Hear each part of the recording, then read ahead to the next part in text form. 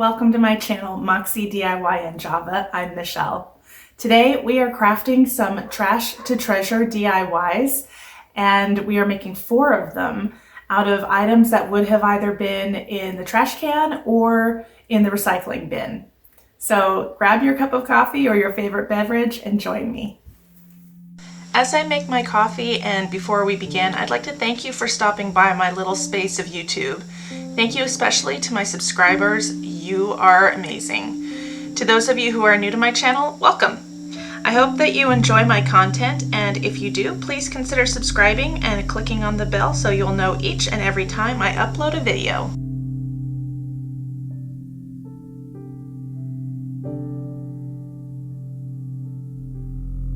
I also have an Instagram account and post behind the scenes and sneak peeks regularly. I hope if you're on Instagram, you'll consider following me.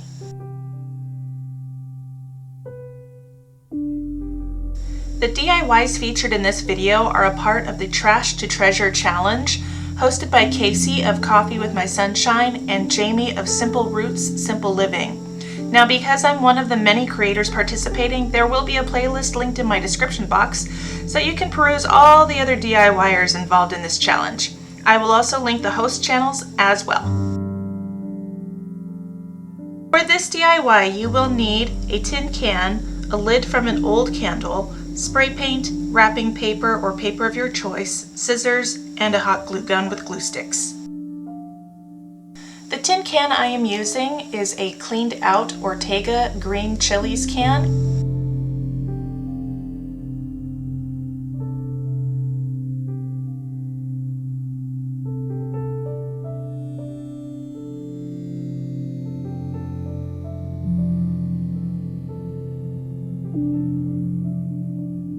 As I was going through my pre-used treasures, aka items my husband thinks I should throw out but I keep anyway, I found out that the Hearth and Hand lid fits this can perfectly.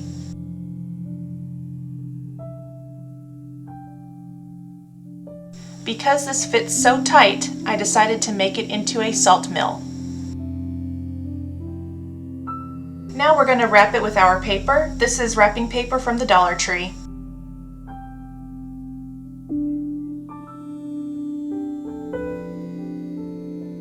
We're going to run a line of glue along the bumps of the can.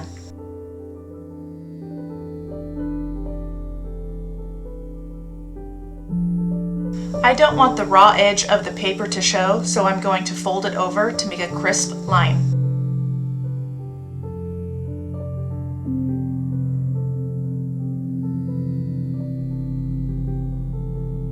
Now you can put a bead or a knob on top, but I think I'll leave it as is.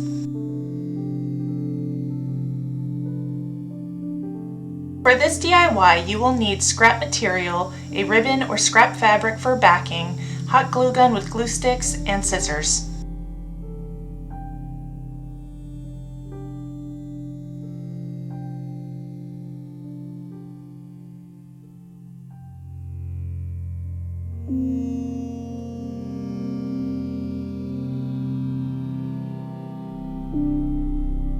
To start, you will take a piece of fabric or ribbon and tie a loose knot at one end.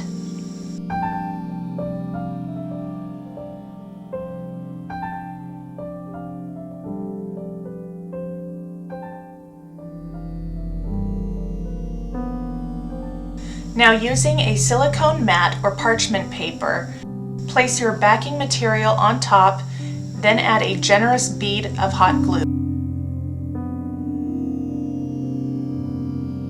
Now, placing knot side down, you're going to first start with the raw edge of your material, then press your knot down into the glue until it has cooled. Then you will begin twisting the fabric any direction you choose.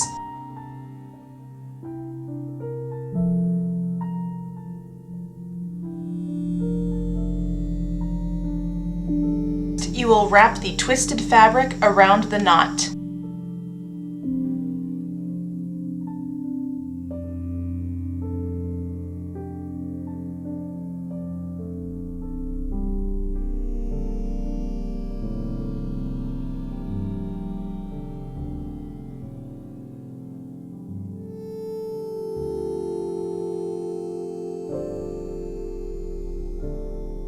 Then continue making concentric rings.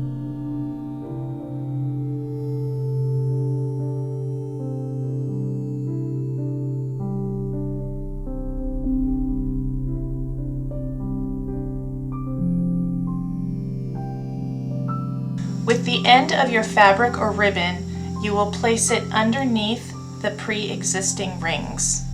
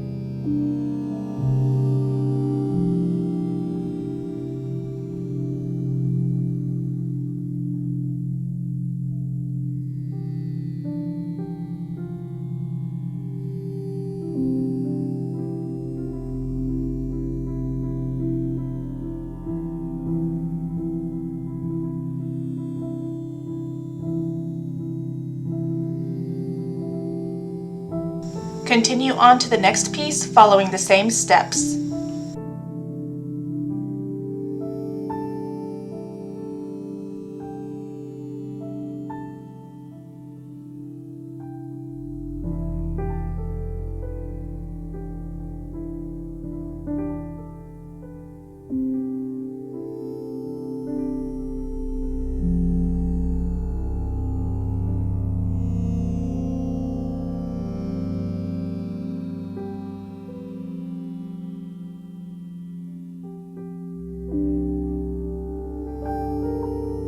This piece I tied two ends together to make a longer ribbon.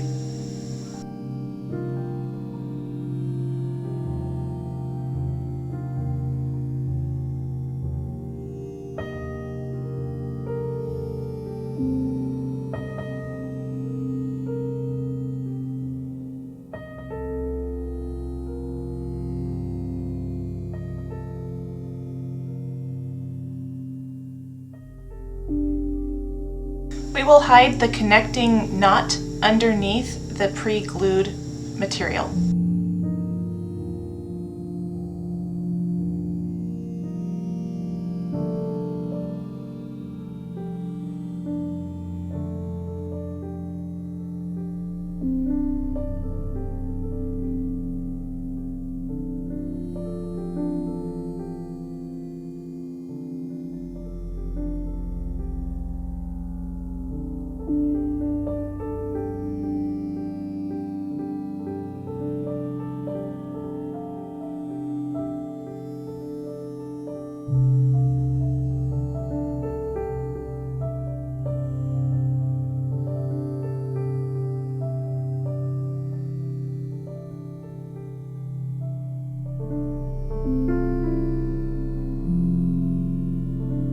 For this DIY, you will need an empty 2-liter bottle, paintbrushes, lace, a wood round from Dollar Tree, Mod Podge, Waverly antiquing wax, and scissors. Not pictured hot glue gun with glue sticks.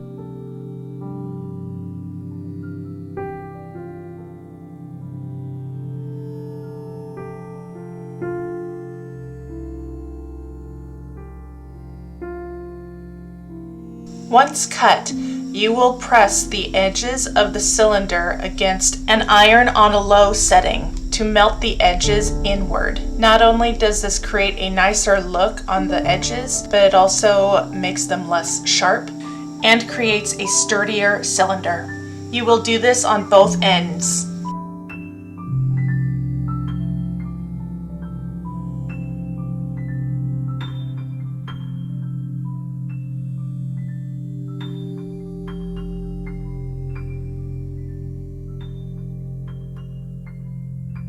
Now taking the antiquing wax, I'm going to stain the wood round.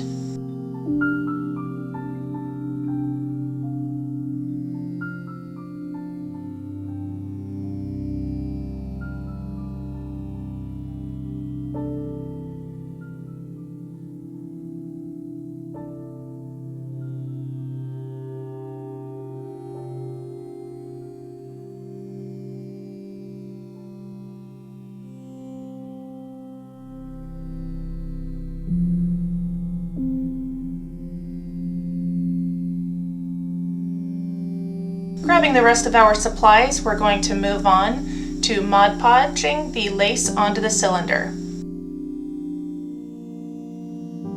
You will notice I was not able to get all of the label off, but that's okay because it will be covered by the lace.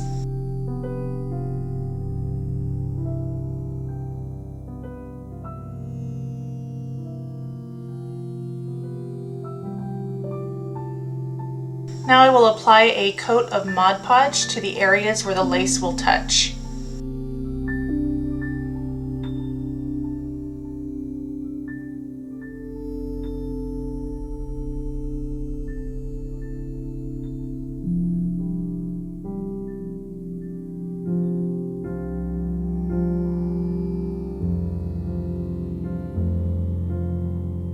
Once the lace is where I want it, I am going to apply a very thick layer of Mod Podge, making sure to press it into the lace.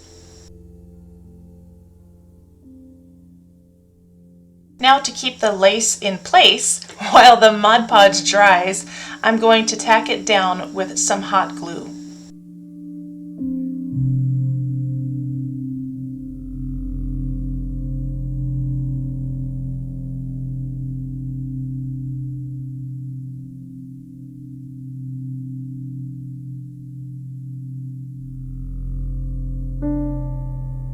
Now let the Mod Podge dry completely.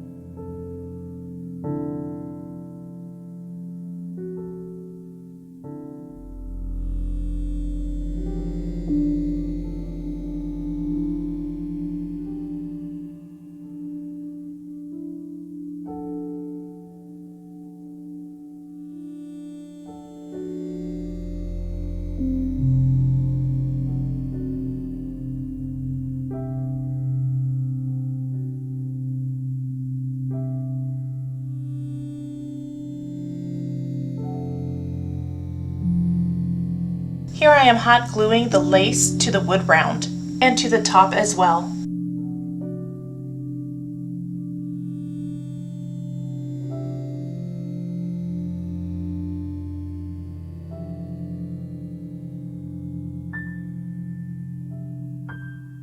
Lost the rest of my footage, but to create the frosted look, you will apply a thin layer of Mod Podge to the rest of the plastic cylinder.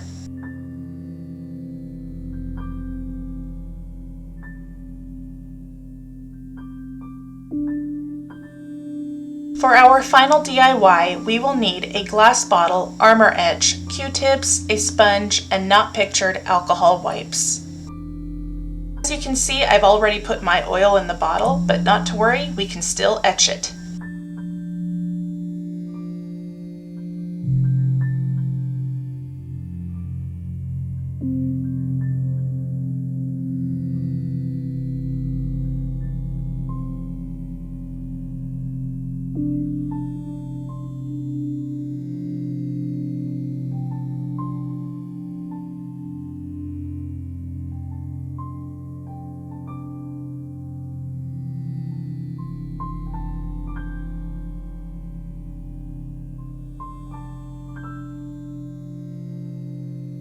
To apply the armor etch, you can use either Q-tips or a sponge brush. I prefer Q-tips. I feel like they give me better coverage.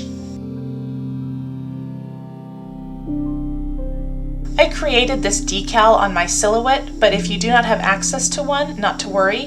You can still use stickers.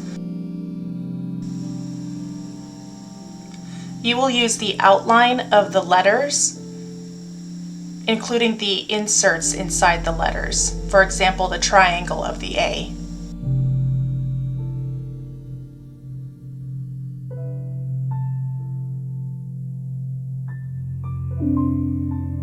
When applying the decal or stickers, you want to be sure to press from the middle out to help any bubbles get out of your decal. I am clipping this one in certain areas to help it wrap around the bottle with less wrinkling.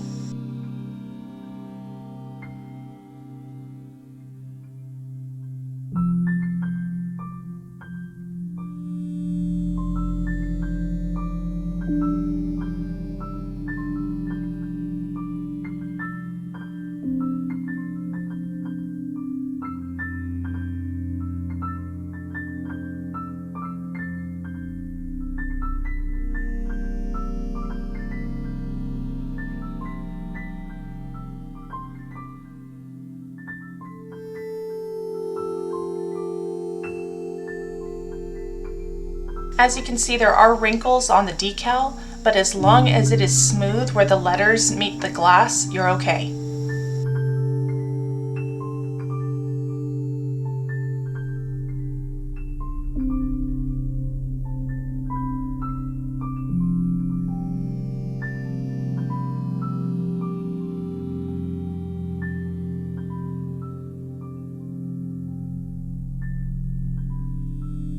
You will apply a thick coat of the Armor Edge paste to everywhere you can see the glass through your decal or your stickers.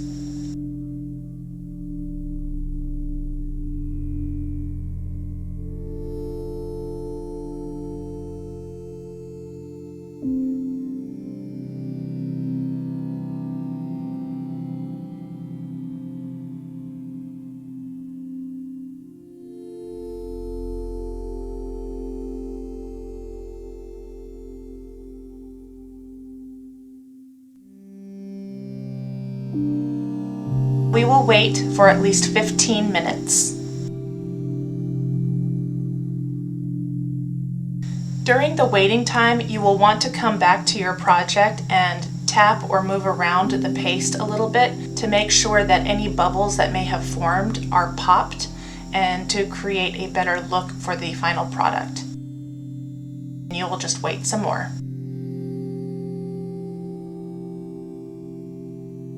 I ended up letting this sit for about 20 minutes. Now I am going to run it under cool water and rinse off the etching paste and peel off the sticker or decal.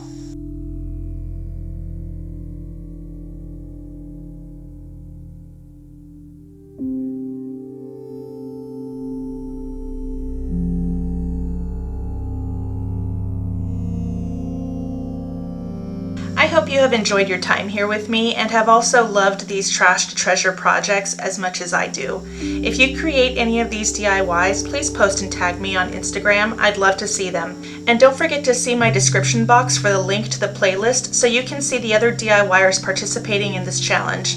Thank you for visiting, and until the next video, take care.